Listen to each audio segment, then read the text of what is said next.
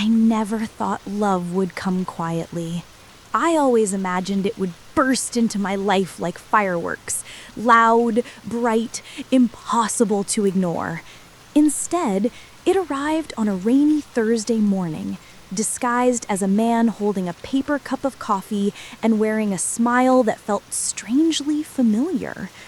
My name is Emily, and this is the story of how I fell in love with a man I never expected in a moment I never planned. I remember that morning so clearly. I had overslept, spilled water on my favorite blouse, and missed my bus. I stood under the small roof of the stop, frustrated with the world and even more frustrated with myself. The rain poured down in angry sheets, soaking the sidewalk, turning everything gray. That's when he appeared. Daniel. He stepped out of a taxi, paid the driver, and then walked toward the same stop where I was waiting. I didn't pay attention to him at first. Men came and went, and none of them mattered to me. But then he did something small, so small I almost missed it. He held out a spare coffee cup.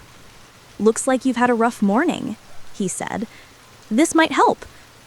I stared at him, startled. "Is it that obvious?" "A little," he laughed gently. "But everyone has days like that." His voice was warm, like sunshine trying to break through thick clouds.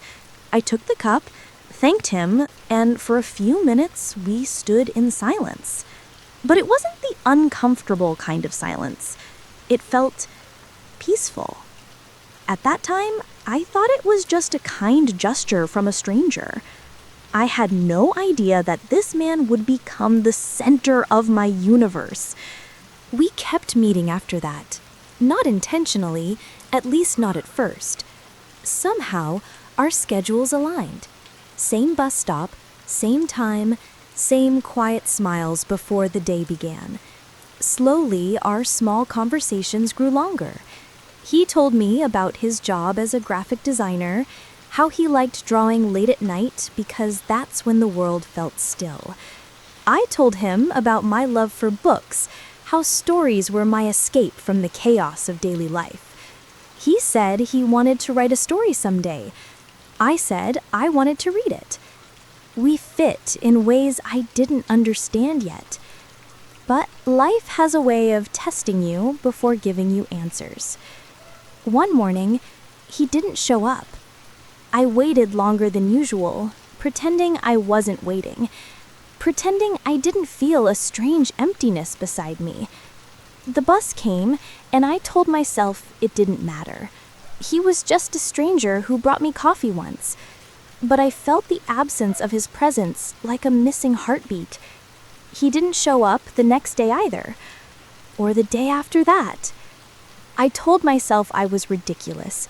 You can't miss someone you barely know. But I did. A week later, I saw him again. Finally. But his smile wasn't the same. Something heavy rested behind his eyes.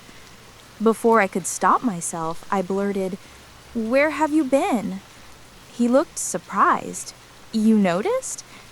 "I mean, you always come here," I said awkwardly. "It was unusual." "I'm sorry," he said quietly. "My father, he passed away. It's been a long week." My heart sank. I stepped closer and placed a hand on his arm. "I'm so sorry, Daniel." He nodded, swallowing hard. "I didn't know who to talk to, but when I saw you here today, it felt easier to breathe." That was the first moment I realized he trusted me, and the first moment I realized I cared far more than I wanted to admit. A few days later, he invited me to a small cafe near the park. I remember feeling nervous, like a teenager before her first date. The cafe smelled of cinnamon and warm bread. We sat by the window, watching people walk by, our cups steaming between us. We talked about everything: grief, Dreams, regrets, memories, silly little childhood stories. Hours passed without us noticing. At one point, he looked at me with that soft, almost shy smile he had.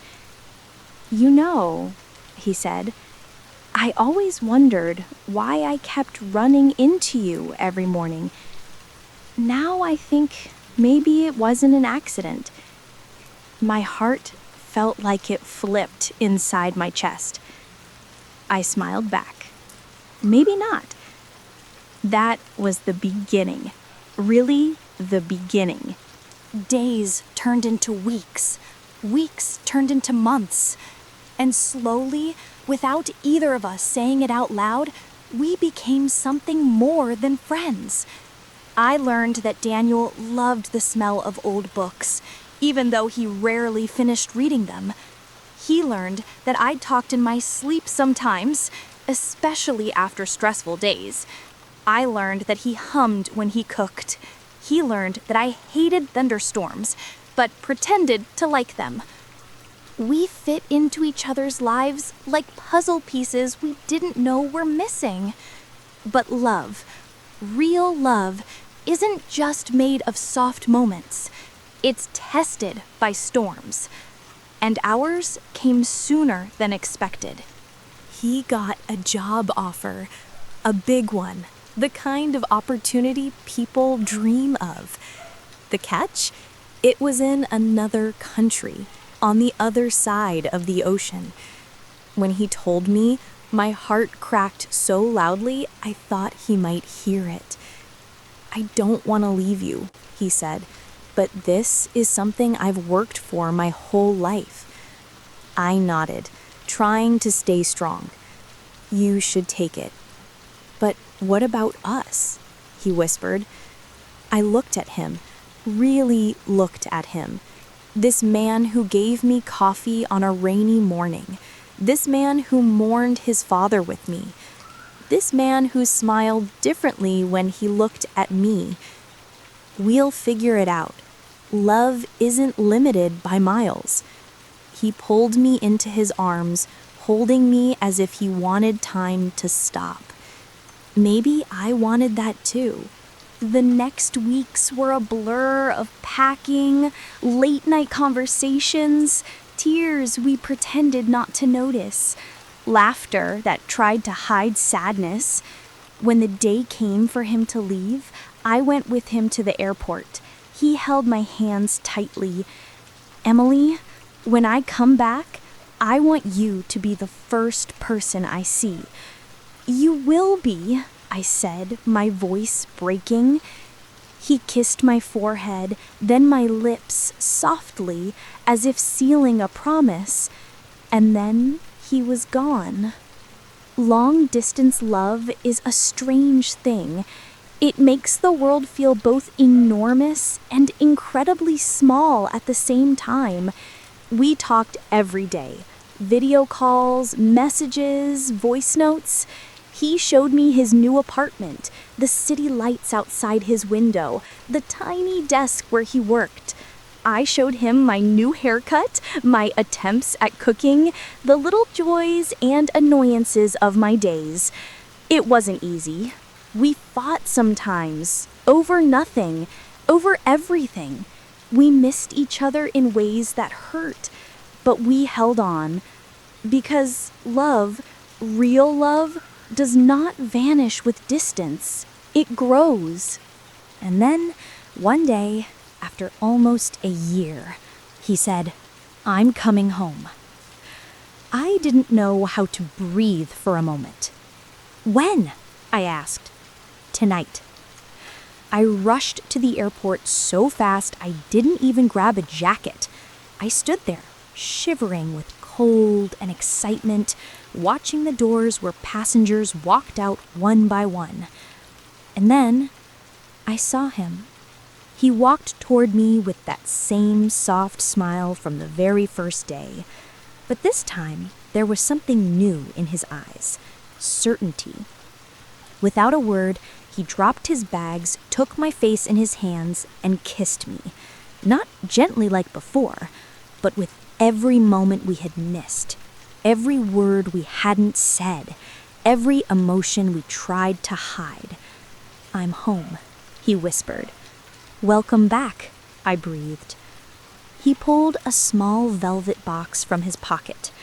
My heart froze. "Emily," he said, voice trembling, "I don't want distance anymore. I don't want maybe someday. I want forever, with you." Tears blurred my vision. "Yes," I whispered. "Of course, yes." He slipped the ring onto my finger, and everything around us, people, noise, announcements, faded away. It was just us, like it always had been. Love didn't arrive with fireworks. It arrived on a rainy Thursday morning, with a cup of coffee and a smile I didn't yet know would change my life. And that is our story.